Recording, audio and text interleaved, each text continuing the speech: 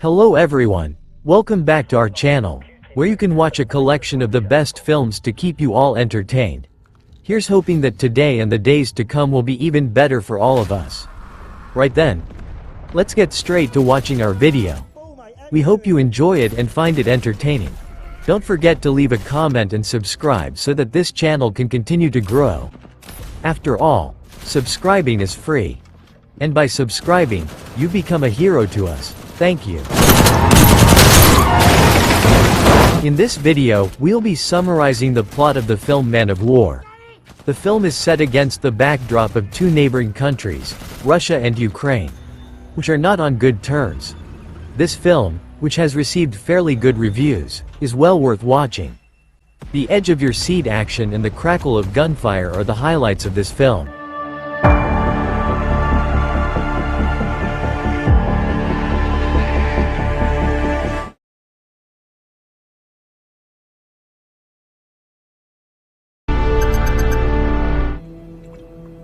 First of all, we are introduced to Mike Connor, who is feeling overwhelmed and wants to end his life. However, before he has a chance to pull the trigger on his rifle, he suddenly receives a video call and discovers that his female friend has been kidnapped in Russia.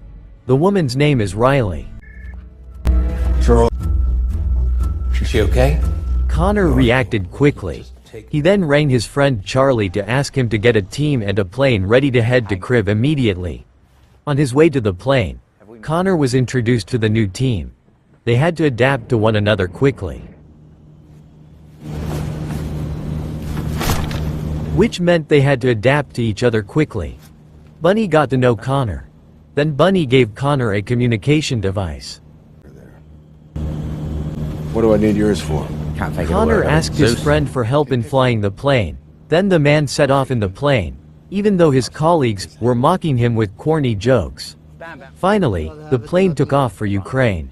Visual adventures. Never stumble. No, I don't plan on getting. A short while later, they all arrived in Kyiv safe and sound. Bunny and his team went off on their own somewhere, traveling by car. Meanwhile, Connor, who had just arrived, let Charlie know that he had made it. Charlie then told Connor that the person he was about to face was no ordinary individual. He was a former Special Forces soldier who had been discharged and was now a fugitive. Good job, man. You made it. Look at you. Then they were picked up by a friend of Charlie's named Danny. Danny and Connor then set off in the car. However, after driving for a short while, they were stopped by a large group of men. You get this. And a heated argument ensued. The men took Danny's car keys, forcing them out of the car to be searched. The men demanded Danny's and Mike's mobile phones, but Mike refused to hand them over. Instead, he gave them a watch worth 1,000 United States dollars. Far from accepting it gladly, the muggers instead pointed a gun at Mike. Here, check this out. Self-winding chronograph. Good shit. Without saying a That word, bad boy. Mike and Connor took them all out in a matter of seconds.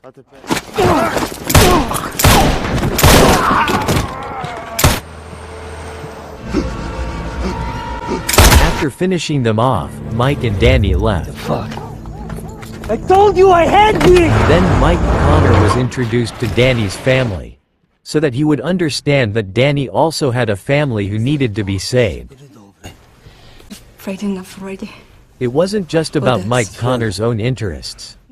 No action should be taken rashly. It was now nighttime, but the situation was still not safe. They were simply biding their time, waiting for an opening to leave. And sure enough, a short while later, the situation began to stabilize. Then they hurried off. Come on.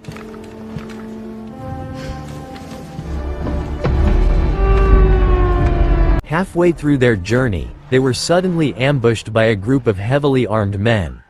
The men opened fire, giving Mike and Danny no chance to react. The two of them then got out of the car and took cover. Just as they were about to return fire, they were suddenly all killed by people who emerged from the woods. Their appearance certainly took them by surprise. as they had been focusing solely on Mike and Danny. Without saying a word, they then left. Suddenly, Mike Connor received a report via drone from his friend Charlie, stating that the area ahead of them was already heavily guarded for about 10 miles. Consequently, they had to take a detour. No choice. Nightingale's running out of juice. Upon reaching the middle of the forest, they came across numerous bodies. A few steps later, they were attacked, and a close-quarters battle ensued.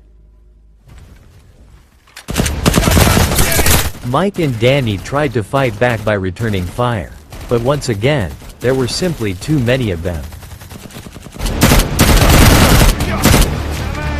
Mike had to bring out his fighting skills. Even though he was up against many enemies, he remained calm. He returned fire at his opponents one by one whilst continuing to advance. There was a misunderstanding between Mike and the Ukrainian soldiers. They thought Mike was a Russian mercenary. However, this was disproved when Mike shot a Russian soldier.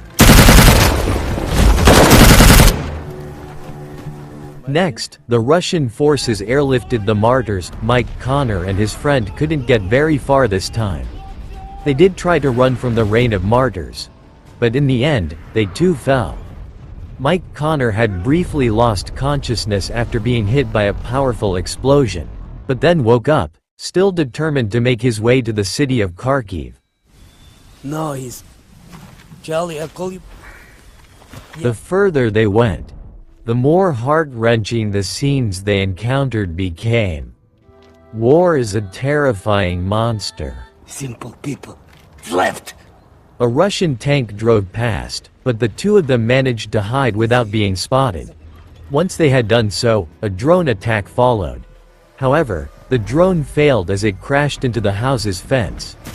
Connor then heard a woman scream in the distance. He thought it was his friend Riley, but it turned out to be the wrong person. Although Connor initially didn't want to help, he eventually stepped in out of pity for them. Connor then continued to search the surrounding area. He found a Russian soldier wearing Riley's watch. This meant she had moved somewhere else, and was still alive. Connor then contacted his friend to ask for help, to track the movements of the prisoners, the Russians. However, his friend had absolutely no information on the matter. City back, that's it. It's your moment. A few minutes later, Connor met up again with the team who had brought him to Ukraine.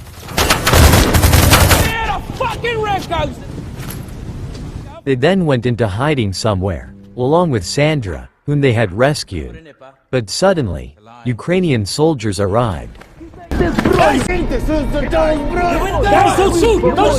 They thought they were the enemy. A shootout nearly broke out. However, it was stopped by the prisoner they had brought with them earlier, who explained that they were on the same side. Meanwhile, Riley, who had been placed in a different room, turned out to be held captive alongside another woman. We are once again shown Riley, the kidnapper. This time, he is torturing a prisoner to extract information in a truly brutal manner. Has nothing. Meanwhile, Connor, who is searching for Riley, has to go back into hiding as a drone flies past at high speed. It is inside that building that Connor has to part ways with his friend Danny. As agreed, once the mission is complete, the Ukrainian man must return to his family. On a flight by EOD tomorrow. Watch your ass out there. The countdown begins. Connor and his friend blow open the door and launch an ambush. Look at me. Meanwhile, Riley and his companion try to make a break for it, but Koniev suddenly appears before them. Who are you? Tell me! Koniev suspected Riley because he had dared to defect to him and had a mark on his arm. Whilst he was interrogating him, he suddenly received a message via his walkie-talkie that the 2nd Guard Regiment had been ambushed in the Shevchenka area. Connor and his team began combing the area and encountered some resistance. And finally, Mike Connor came face to face with Riley. Back up. We gotta go. The rescue operation began. Sniper fire could now be seen, providing cover from the rooftops. Mike and his team were surrounded. On all sides, there were many Russian troops.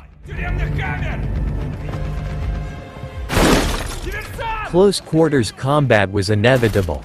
It seemed as though the Russian forces were endless. They kept coming. Finally, Mike came face to face with Koniev, the Russian commander who had kidnapped Riley.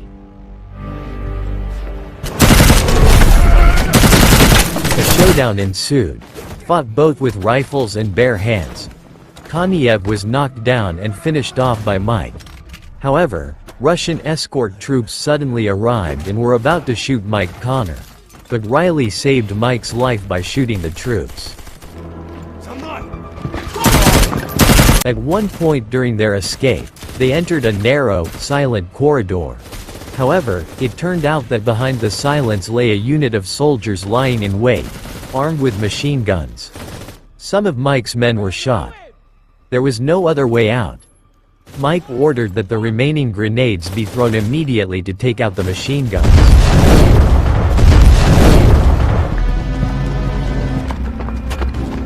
It didn't end there.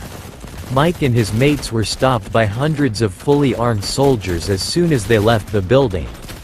They were led by Koniev, who had nearly been beaten up by Mike. A much larger battle was inevitable. Now, one by one, Mike's men were being killed.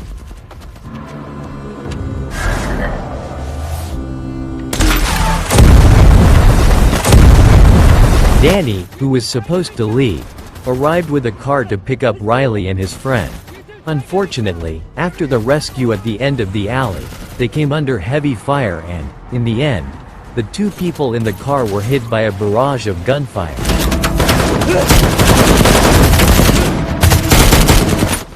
Meanwhile, Command Center reported a problem. The helicopter that was supposed to pick up Mike and his team was unable to arrive and had been diverted to a medical evacuation. Come on! Back to Riley and Danny, the two of them were surrounded by Russian troops after their car was destroyed. They then moved to another location in search of shelter. Meanwhile, Mike and the rest of the group were in trouble. One of their friends was shot and killed. Russian troops kept arriving as if there were no end to them. Mike's team also suffered casualties from gunfire, leaving only a few men remaining. They were increasingly cornered and had nowhere left to flee. Mike was shot. Bunny ran out of ammunition. Fuck's sake. But at that very last moment, a tank suddenly appeared right behind them. Without further ado, the tank fired and struck the Russian and Koniev forces.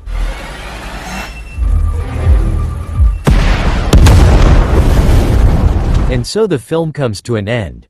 Right, thank you for watching right to the end. And that was the plot of Man of War, a film well worth watching.